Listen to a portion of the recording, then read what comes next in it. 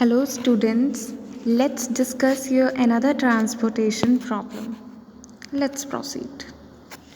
The question is solve the following transportation problem to maximize profit and give criteria for optimality. तो यहाँ पे आपको बोला है कि आपको ट्रांसपोर्टेशन प्रॉब्लम सॉल्व करना है और अपने प्रॉफिट्स मैक्सिमाइज करने हैं और आपको यहाँ पे ऑप्टिमल सॉल्यूशन भी फाइंड आउट करना है. तो इनिशियल बेसिक फिजिबल सॉल्यूशन के साथ साथ आप ऑप्टिमल सॉल्यूशन भी फाइंड आउट करेंगे. तो सबसे पहले अब मैट्रिक्स को देखेंगे और स्टेप 1 फॉलो करेंगे. स्टेप 1 में आपको ये चेक करना है कि जो मैट्रिक्स गिवन है is it a balanced matrix और अ अनबैलेंस्ड मैट्रिक्स. तो यहाँ पे मैंने देखा कि डिमांड जो है वो 150 के इक्वल है, where as supply is equal to is 200 units. So demand is 150, supply is 200, it is unbalanced matrix. तो हम क्या करेंगे, यहाँ पे एक डमी कॉलम ऐड करेंगे, डिमांड का कॉलम. ठीक है, तो ये देखिए डमी कॉलम ऐड कर दिया और 50 यहाँ पे मुझे क्या कर दिए, एलोकेट कर दिए. Now demand is equal to supply that is 200 rupees, 200 units. Next is your step number 2. Step number 2 में आपको ये बताना होता है कि क्वेश्चन को सॉल्व करने का आपका ऑब्जेक्टिव क्या है. तो यहाँ पे मैंने देखा कि मेरा क्वेश्चन को सॉल्व करने का ऑब्जेक्टिव क्या है कि मैं प्रॉफिट्स को क्या करना चाहती हूँ, मैक्सिमाइज़ करना चाहती हूँ. तो अगर मैक्सिमाइजेशन प्रॉब्लम गिवन हो तो आपको गिवन मैट्रिक्स को कन्वर्ट करना पड़ता है अपॉर्चुनिटी कॉस्ट मैट्रिक्स में. और वो आप कैसे कन्वर्ट करते हैं कि इस मैट्रिक्स में जो सबसे बड़ा एलिमेंट है उसको आप सिलेक्ट करते हैं और उस एलिमेंट में से बाकी जितने भी एलिमेंट्स हैं हम क्या कर देते हैं, माइनस कर देते हैं. तो यहाँ पे मैंने देखा कि गिवन मैट्रिक्स में 44 इज़ द लार्जेस्ट एलिमेंट. इस 44 में से बाकी जितने भी एलिमेंट्स हैं उसको मैं क्या कर दूँगी, माइनस कर दूँगी. तो देखिए 44 माइनस 40 दैट इज़ 4. ठीक है, अगैन 44 माइनस 44 इज़ 0. ठीक है, उसके बाद 44 माइनस 38 इज़ 6. तो आपको क्या करना है, अपॉर्चुनिटी कॉस्ट मैट्रिक्स ऐसे बना लेना है. उसके बाद अब क्वेश्चन को सॉल्व करेंगे. सबसे पहले initial basic feasible solution find out करेंगे.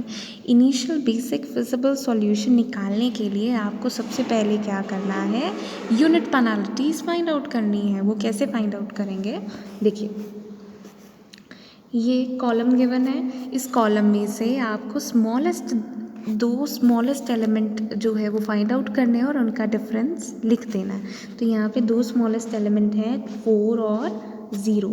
तो 4 minus 0 is 4. Next 6 and 9 minus 6 is 3. Next is 14 and 16, difference is 2. Next 40 and 11, difference is 3. next 44 minus 44 is 0. अब रो की तरफ देखेंगे, रो में सबसे स्मॉलेस्ट जो मुझे दिख रहे हैं दैट इज़ 4 and 11, तो difference is 7. Next is 0 and 9, difference is 9. Next is 6 and 6, difference is 0. अब इन यूनिट पेनाल्टीज़ में से जो सबसे बड़ा यूनिट पेनाल्टी होगा उसको सिलेक्ट करेंगे. Here the unit penalties are 43230 and here the unit penalties are 790. The largest unit penalty is 9. तो आपको 9 को क्या कर दिया, यहाँ पे मैंने सिलेक्ट कर दिया.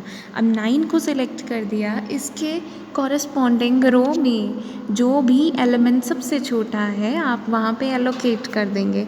तो इस रो में देखिए जो कि 9 की कॉरस्पॉन्डिंग है, यहाँ पे सबसे स्मॉलेस्ट एलिमेंट क्या है, 0 है. तो यहाँ पे मैंने 0 पे एलोकेशन लगा दी और एलोकेट. अब देखिए यहाँ पे डिमांड है 40, सप्लाई है 30. तो यहाँ पे डिमांड 40, सप्लाई 30, इट मीन्स आप 30 जो है यहाँ पे एलोकेट कर देंगे. यहाँ पे यूनिट्स रह गए 0, तो मैंने यहाँ पे लाइन लगा दी और यहाँ पे 40 माइनस 30, यहाँ पे यूनिट्स रह गए सिर्फ और सिर्फ 10. Next is unit penalty 2. ये कैसे फाइंड आउट करेंगे? अब 6 minus 4 is 2, 19 minus 6 is 13, next 22 minus 16 is 6, next is 14 minus 11 is 3, next is 44 minus 44 is 0. Now unit penalty 2 rows की, तो यहाँ पे 4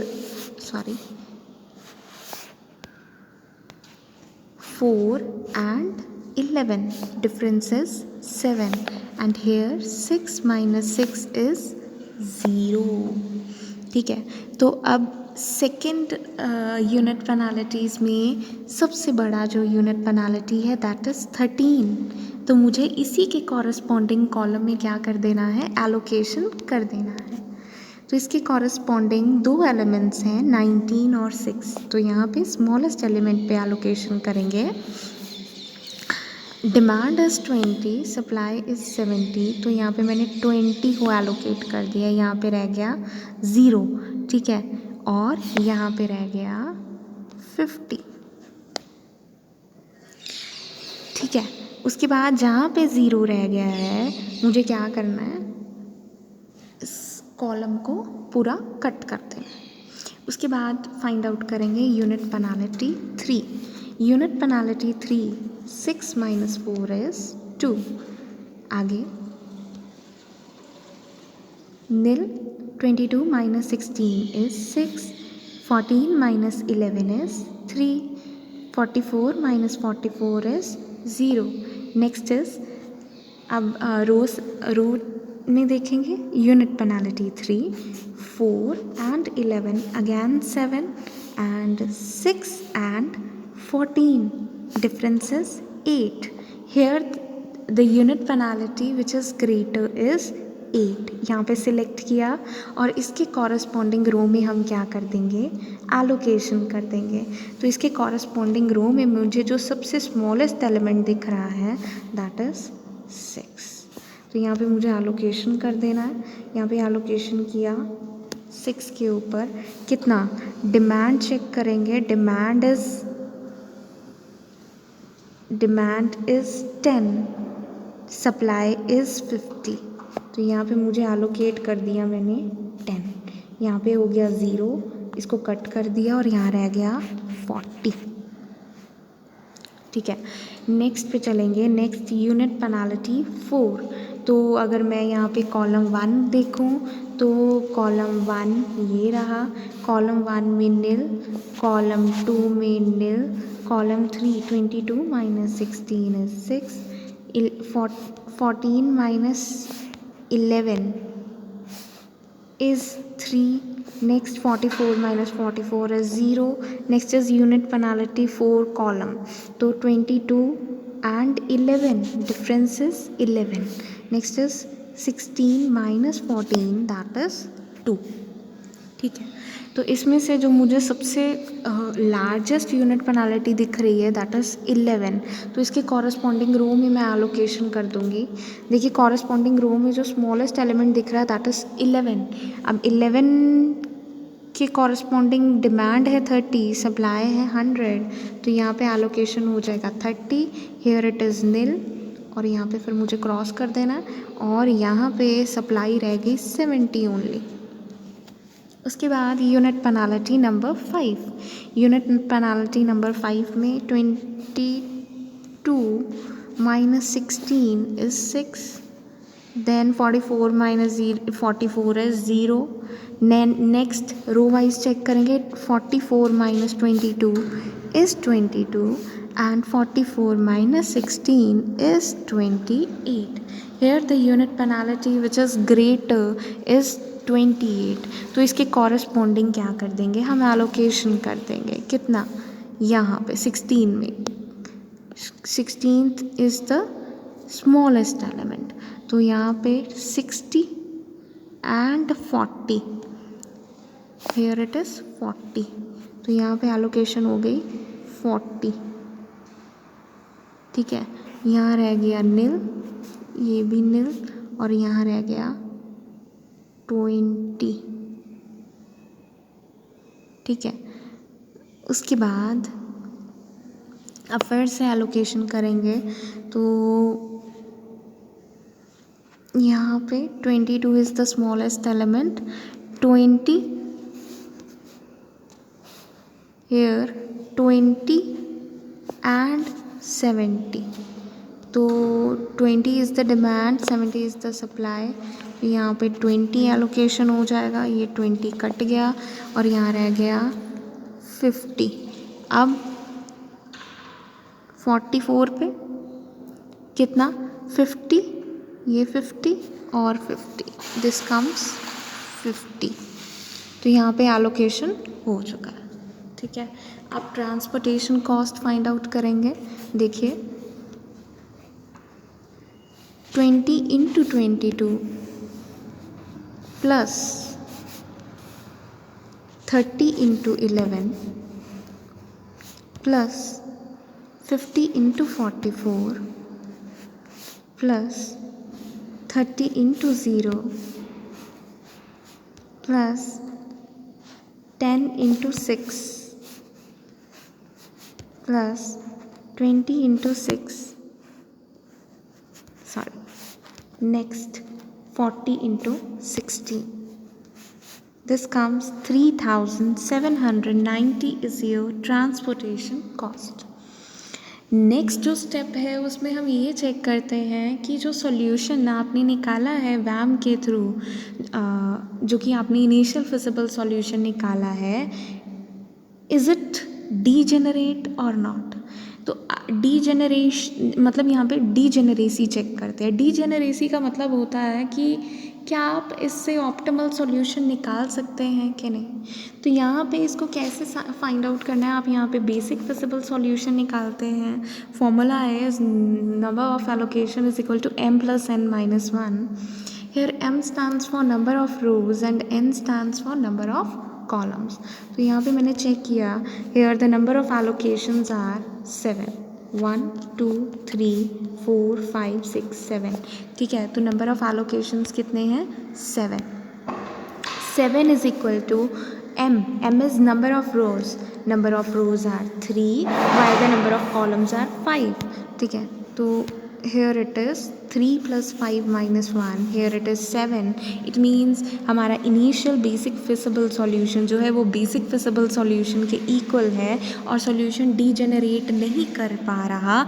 इट मीन्स हम सॉल्यूशन का जो ऑप्टिमल सॉल्यूशन है, इसका जो ऑप्टिमल सॉल्यूशन है वो निकाल सकते हैं। ऑप्टिमल सॉल्यूशन निकालने का मतलब ये देखना क्या ये जो पीछे कॉस्ट आई है इससे कम कॉस्ट आ सकती है या नहीं आ सकती।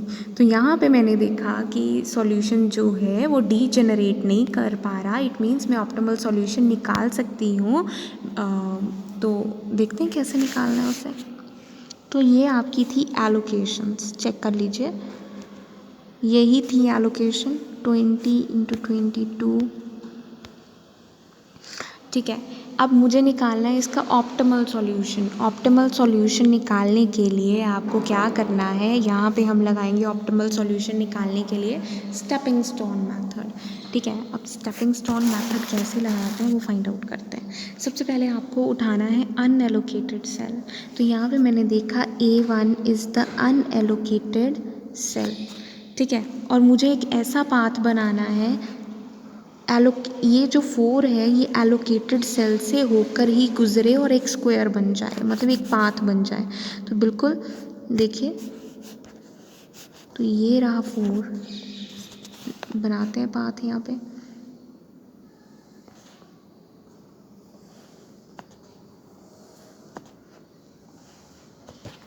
ये पाथ बन गया, मतलब हम जो एलोकेटेड सेल्स हैं वो वहाँ से होकर ही गुज़रना है आपको और जहाँ से आपने स्टार्ट किया वहाँ पे पहुँचना है। तो यहाँ से स्टार्ट किया था, इसको प्लस लगा देना है और इसको लगा देंगे minus. Here it is plus and here it is minus. अब इसको फाइंड आउट करेंगे। A1 देखिए, A1 तो देखिए कितना आ रहा है A1। तो देखिए प्लस का 4 माइनस का 6 माइनस का 6 प्लस का 16, देन माइनस का 22. Here comes -8. Next is A2 find out करेंगे. A2 दिस इज, तो A2 का पाथ चेक कर लेते हैं. यही बनेगा पाथ, ठीक है.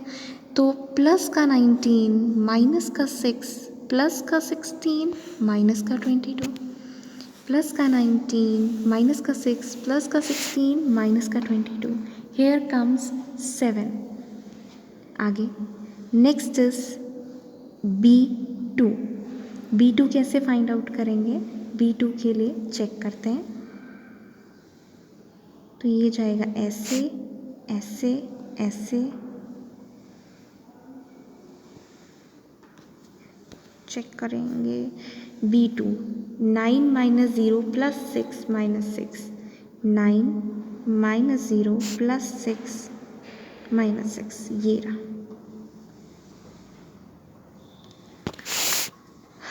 तो 9 प्लस का 0 माइनस का प्लस का 6 माइनस का 6, हेयर कम्स 9. तो यहाँ पे मुझे हर एक अनएलोकेटेड सेल्स का क्या निकाल लेनी है? अपॉर्चुनिटी कॉस्ट निकाल लेनी है, ठीक है. उसको निकालने के बाद मुझे चेक करना है, अगर तो सारी कॉस्ट जो है वो पॉजिटिव आ रही है, इसका मतलब सॉल्यूशन जो है वो आपका क्या है? ऑप्टिमम. पर यहाँ पे मुझे चेक करने के बाद पता चला कि A1 सेल में जो सॉल्यूशन है, जो कॉस्ट है वो क्या है? नेगेटिव में है.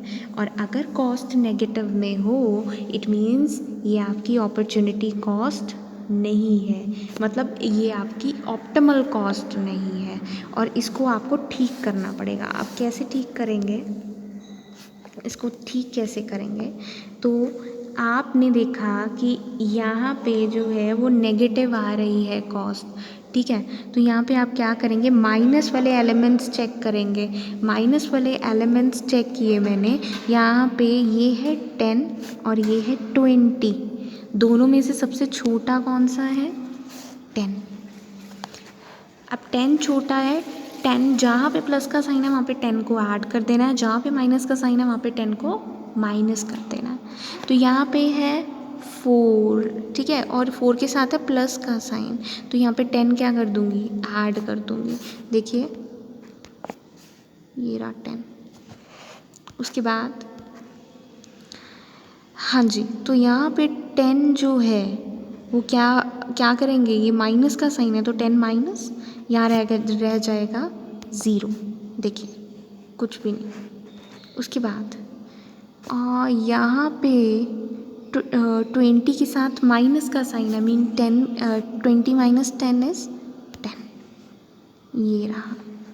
उसके बाद यहाँ पे 40 प्लस 10 दैट इज़ 50. बाकी सेल्स वैसे के वैसे ही रहेंगे, बस इसमें चेंज आएगा.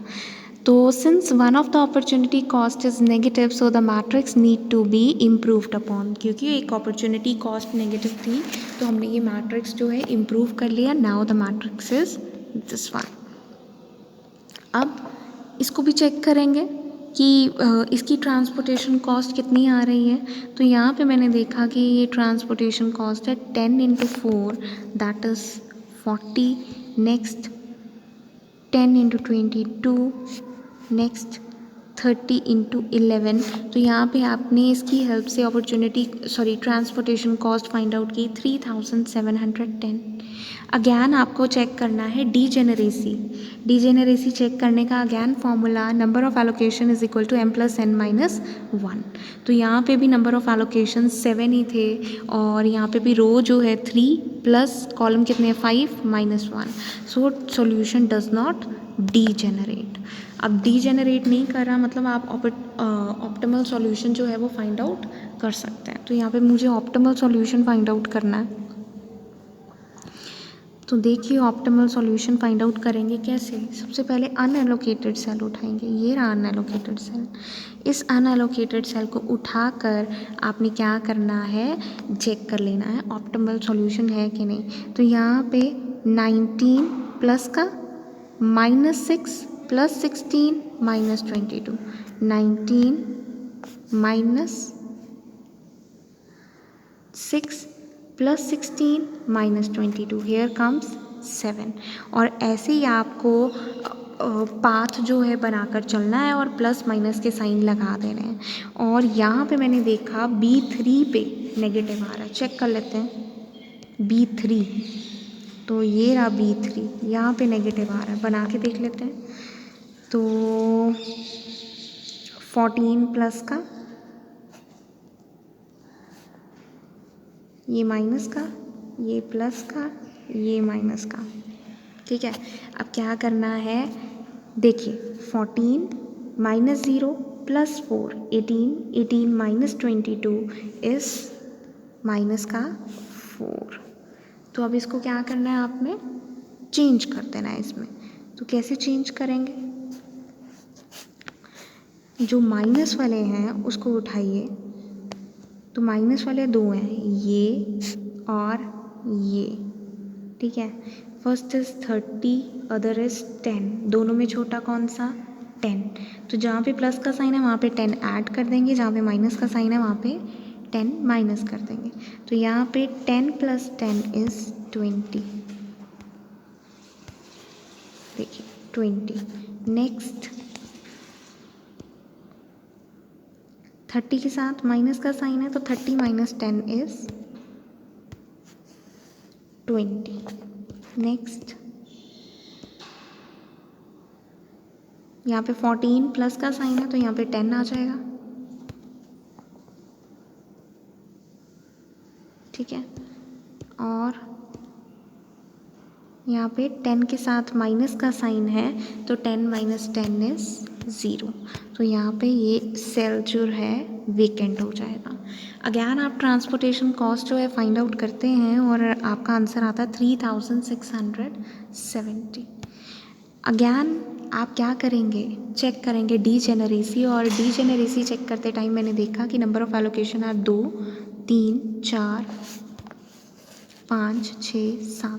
तो number of allocations are 7 and m plus n minus 1 is also equal to 7. Here the solution does not degenerate.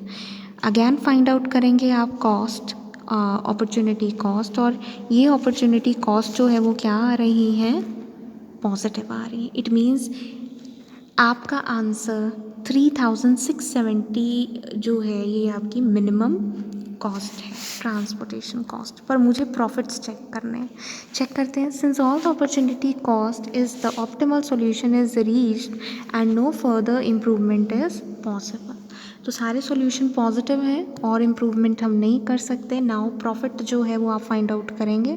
Profit find out करने के लिए चेक करेंगे, देखो ये जो 4 गिवन है this is the transportation cost, पर आपको क्या लेना है, प्रॉफिट लेना है, आपको प्रॉफिट मैक्सिमाइज करने हैं। तो ये 20 तो ऐसे ही रहेगा, पर प्रॉफिट का आंसर लोगे आप जो गिवन था मैट्रिक्स में, दिस वन 40, 20 इंटू 40,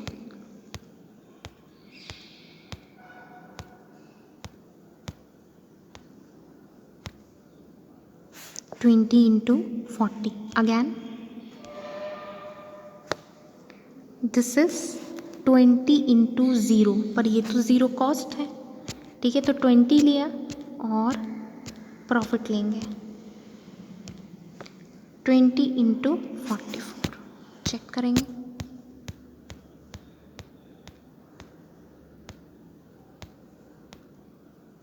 तो देखिए 20 into 44, here your answer is 5000, here your answer is 5130 rupees. I hope question is clear. This is the maximum profit.